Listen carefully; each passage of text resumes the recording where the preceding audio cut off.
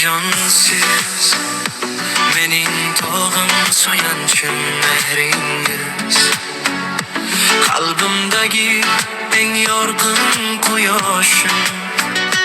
Bir umr mehnat qilib biz uchun yashadingiz, har bir duoyingiz bilan baxtimni bezadingiz.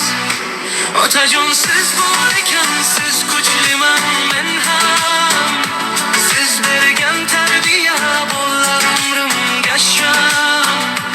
Dunyoda hech kim sizdek bo'lolmas aslo, siz mening faxrim, mehribonim otajon.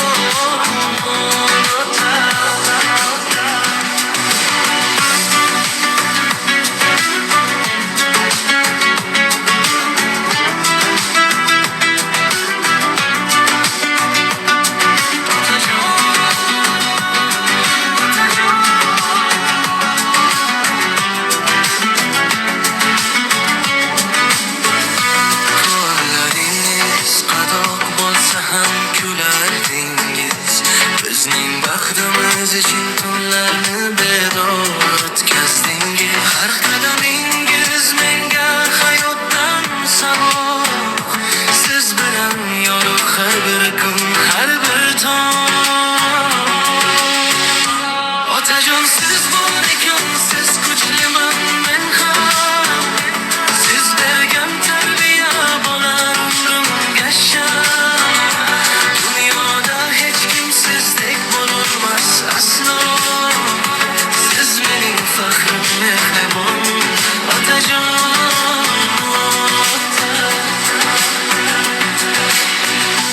Umringiz uzun bo'lsin, duolarim sizga, yaratgan asrasin har doim o'z panohida. Otajon, sizga bo'lgan mehrim cheksizdir, qalbimda isming